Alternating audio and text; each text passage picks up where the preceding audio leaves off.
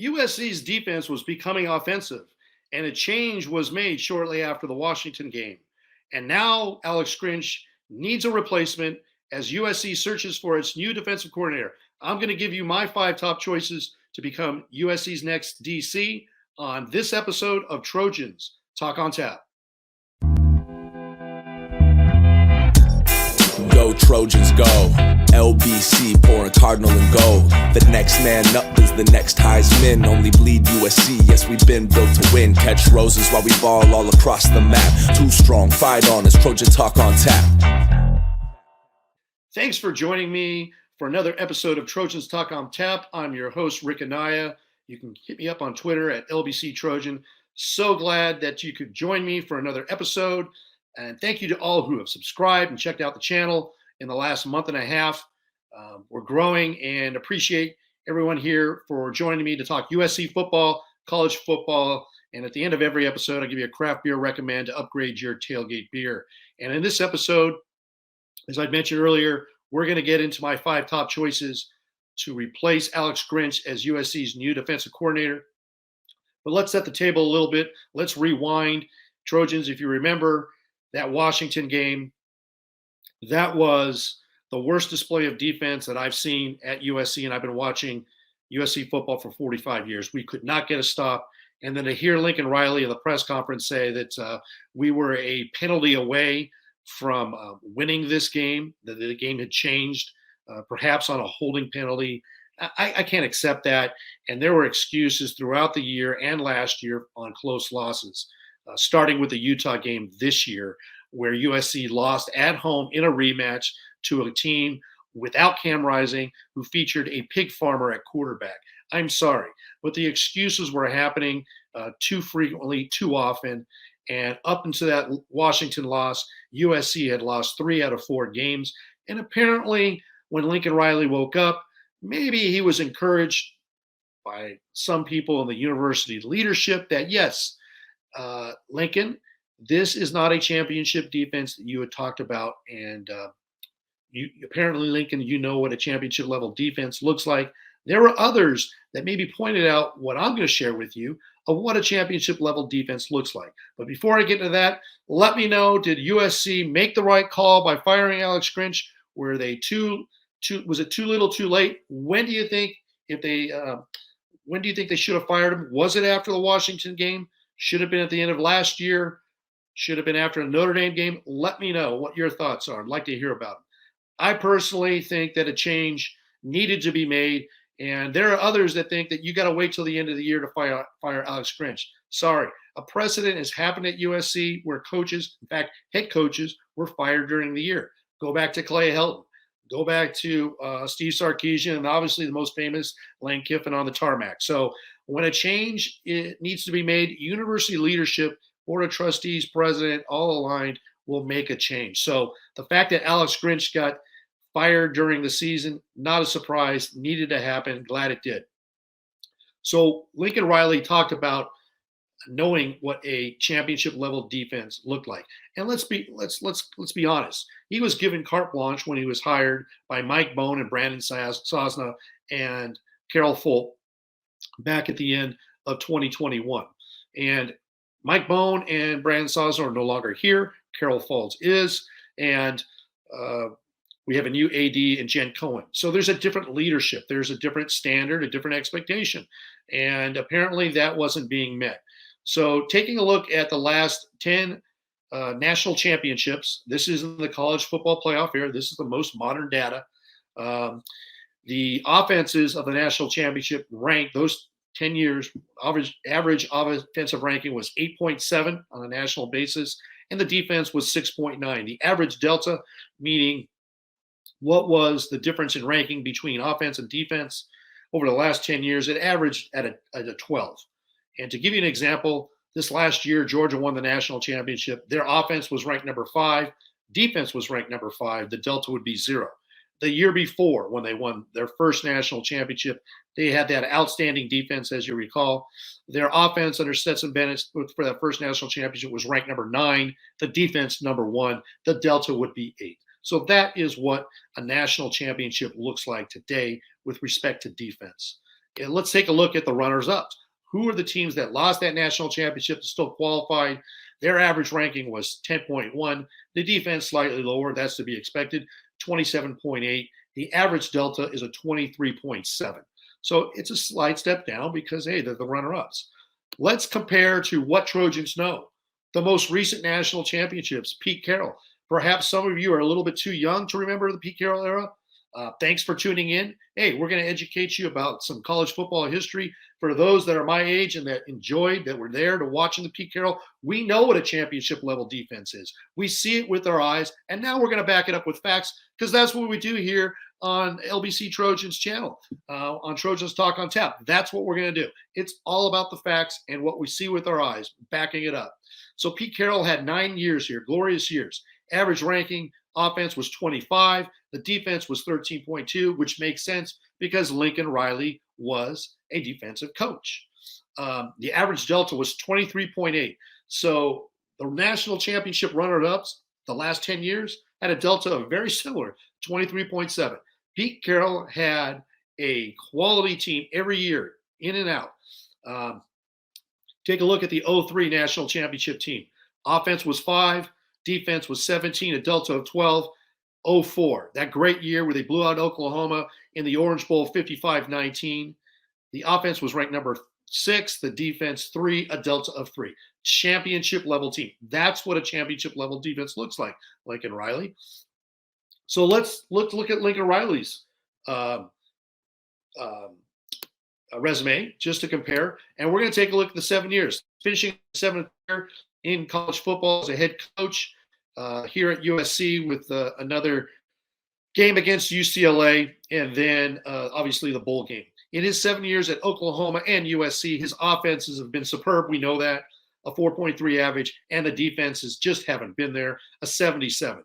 That delta is 72.7. So it might look like a championship level defense to Lincoln Riley, but I'll tell you what, it doesn't look like one to the fans in Oklahoma, nor to the fans at USC, nor the national media. Everybody's questioning Lincoln Riley. Hey, what are you doing about the defense? And that is obviously what has happened with university leadership when they made a change, that you have to change, Lincoln. And another thing that has to be considered during this period of change, moving on to the offseason shortly and the next season, is special teams. Special teams needs to be addressed. Lincoln Riley doesn't have a special teams coach. He has an inside receivers coach, an outside receivers coach, and the special teams is by committee. That has to be addressed as well. I know Zachariah Branch is a phenomenal talent, but you need blocking. You need to set up plays, and we don't need to hear, Lincoln, at the end of the Washington game, how we were holding penalty away. No. Good teams win in all 3 phases of the game where they don't need to justify close losses because they're talking about the dominating wins. That is USC football. Am I wrong? Let me know down in the comments, but that is my estimation of what USC football should be. Does USC need a special teams coach? Let me know about that as well. I think they do. Let's get into my 5 top choices for the next USC defensive coordinator. Starting at number 5 is Trent Bray. He's the Oregon State defensive coordinator, outstanding coach. He has Oregon State at 8-2 this year, still competing for a berth in the Pac-12 championship. He was an outstanding linebacker from 02 to 05 at Oregon State.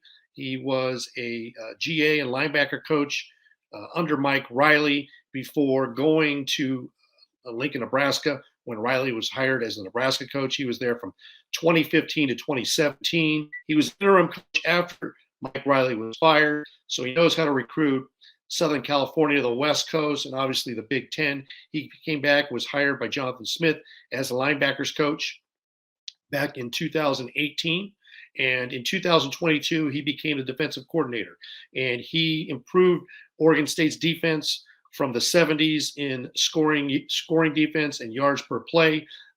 In 2022, his first year, he got them to the number 11 scoring defensive team in the country, just under 19 points a game, which is outstanding for the Pac-12.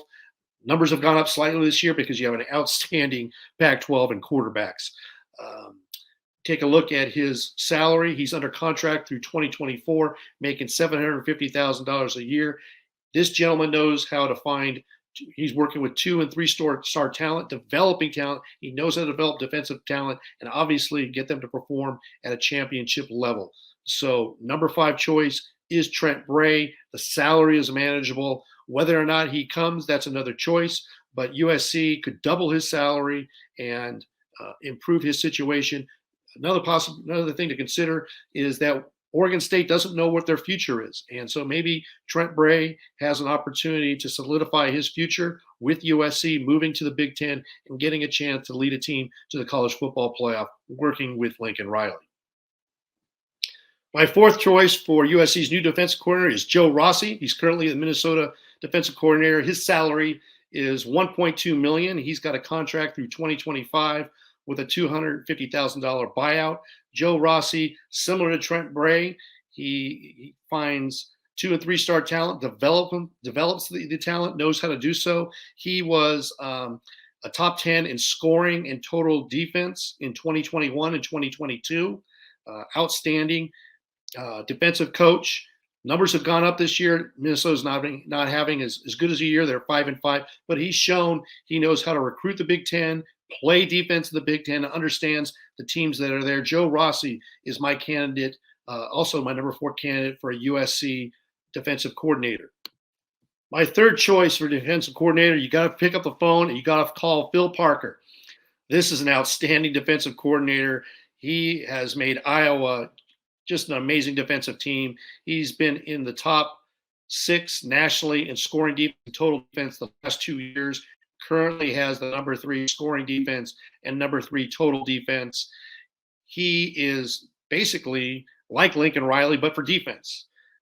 Kirk Ferentz and the Iowa Hawkeyes have challenges when it comes to offense. He just had a fire, or actually the new athletic director at Iowa just fired Kirk Ferentz's son in the last few weeks, Brian Ferentz, because they are challenged offensively. Phil Parker has a background playing defensive back at Michigan State. He was all Big Ten in 83, 84, and 85. He was hired by Ferentz in 99 as the defensive backs coach, elevated for the last 14 years as their defensive coordinator. The challenge here is, would Phil Parker leave?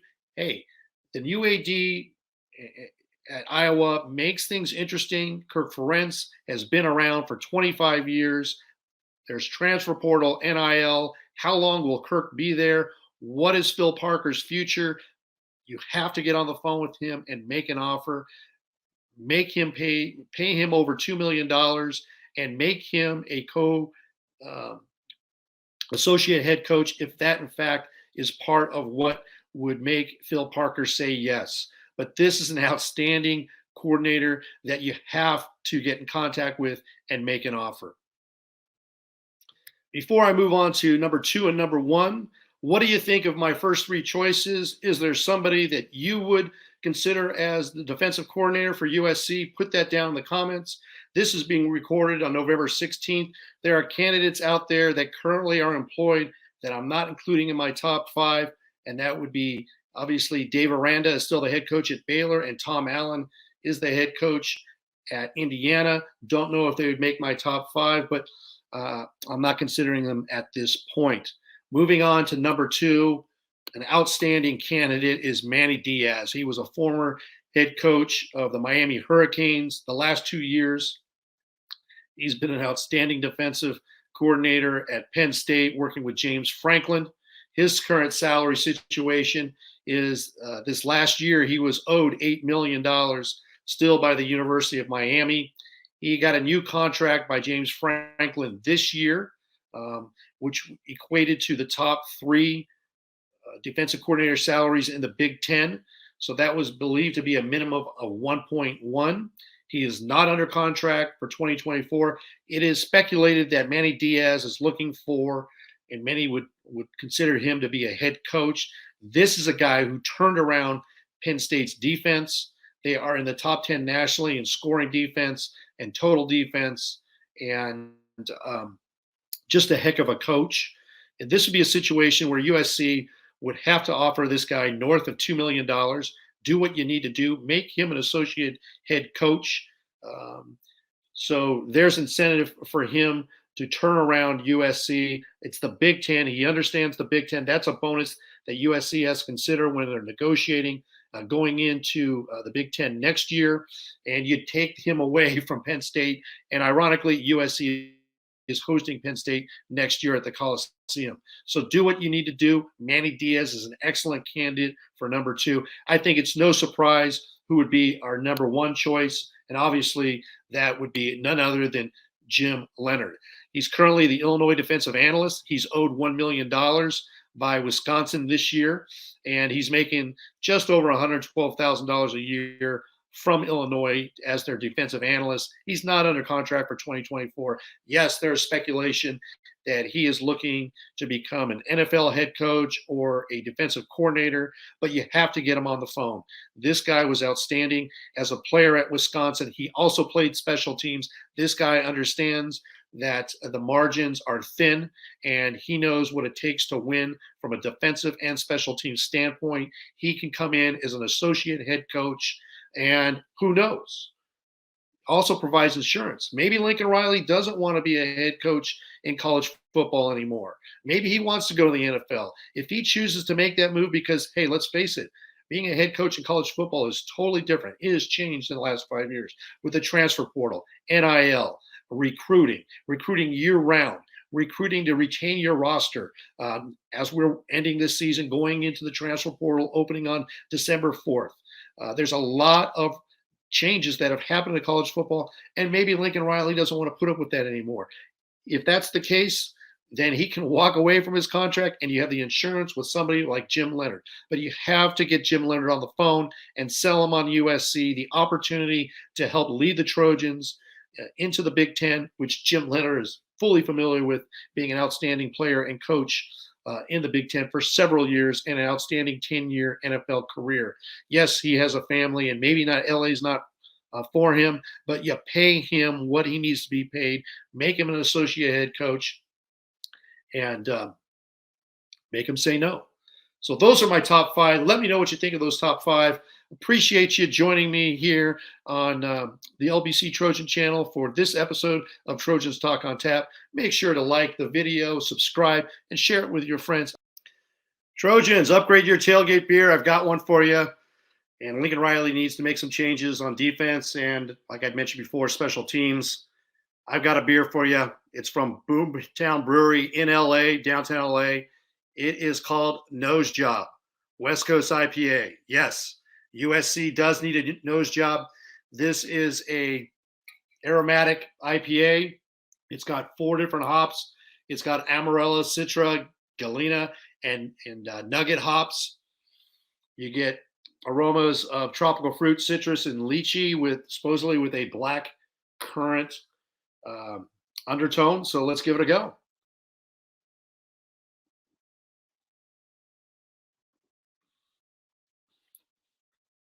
Yeah, that is solid.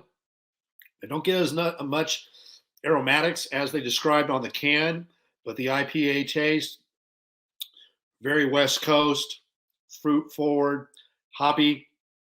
I'm enjoying it.